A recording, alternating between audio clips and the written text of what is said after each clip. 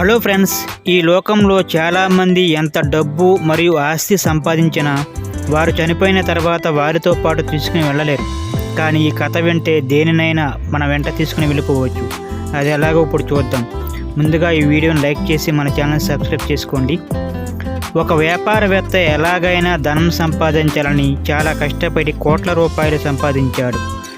ఒకరోజు ఆ వ్యాపారవేత్త తాను ఎంతో కష్టపడి చెమటూడ్చి సంపాదించిన ధనం తాను చనిపోయినా సరే ఎవరికి ఒక్క పైసా కూడా ఇవ్వకూడదని బాగా ఆలోచించి పేపర్లో ఒక ప్రకటన ఇచ్చాడు. ఏమని అంటే, ఎవరైతే నేను చనిపోయిన తర్వాత నా డబ్బు నాతో తీసుకుని వెళ్ళే సులువైన సలహా ఇస్తారో వారికి 10 కోట్లు ఇస్తానన్నాడు. నెల గడిచినా ఎవరూ రాలేదు. అప్పుడు మళ్ళీ 100 కోట్లు ఇస్తాను అని ప్రకటన ఇచ్చాడు. అయినా ఒక్కరు కూడా రాలేదు. దానితో చాలా బెంగతో చాలా విచారంగా అయిపోయాడు. ఒకరోజు ఒక జ్ఞాని వచ్చి, నేను మీ డబ్బు మీతో పాటు తీసుకుని వెళ్ళి చనిపోయిన తర్వాత కూడా మీకు ఉపయోగపడే సులువైన సలహా చెబుతాను అన్నాడు. అప్పుడు ఆ వ్యాపారవేత్త ఎలా అని ప్రశ్నించాడు. అప్పుడు ఆ జ్ఞాని ఆ వ్యాపారవేత్తతో, మీరు అమెరికా, ఇంగ్లాండ్, జపాన్ వెళ్ళారా అని అడిగాడు. దానికి వ్యాపారవేత్త, వెళ్ళాను అని చెప్పాగా. అమెరికాలో మీరు మీ రూపాయలు ఎలా ఖర్చు చేశారు అని జ్ఞాని అడిగాడు. దానికి ఆ వ్యాపారవేత్త, మన భారతదేశ నోట్లు అమెరికాలో చెల్లవు కనుక నా రూపాయలను డాలర్లుగా మార్చి తీసుకుని వెళ్తాను. అదే ఇంగ్లాండ్ అయితే పౌండ్గా, జపాన్ అయితే యెన్స్గా మారుస్తాను.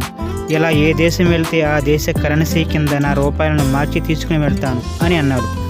అప్పుడు ఆ జ్ఞాని ఇలా చెప్పాడు, ఓ కోటేశ్వరుడా, అలాగే నీవు చనిపోయిన తర్వాత కూడా నీ డబ్బు నీతో రావాలంటే నీవు వెళ్ళాలని నిర్ణయించుకున్న దేశంలాగా, ఒకవేళ నీవు నరకానికి వెళ్ళాలి అని అనుకుంటే నీ డబ్బును పాపములోకి మార్చు, అంటే దుర్వినియోగం చేసి చెడు వ్యసనాలకి, పాపపు పనులకు మార్చు.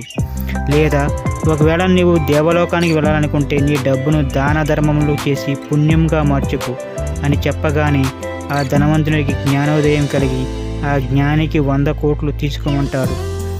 దాని జ్ఞాని, నేను కష్టపడి పని చేయకుండా ఒక్క పైసా కూడా తీసుకోను అని సున్నితంగా తిరస్కరిస్తాడు. అప్పుడు జ్ఞానోదయమైన ధనవంతుడు తన ఆస్తికి ఆ జ్ఞానిని నిర్వాహకుడిగా నియమించి తగినంత జీతం తీసుకోమని చెప్పి తన సంపద అంతా సన్మార్గంలోనికి, పుణ్యంలోనికి జ్ఞాని సలహాతో ఖర్చు చేయగా పాత పాప కర్మలు పరివర్తనతో నశించి మంచి కర్మల వలన పుణ్యగతులకు వెళ్తాడు.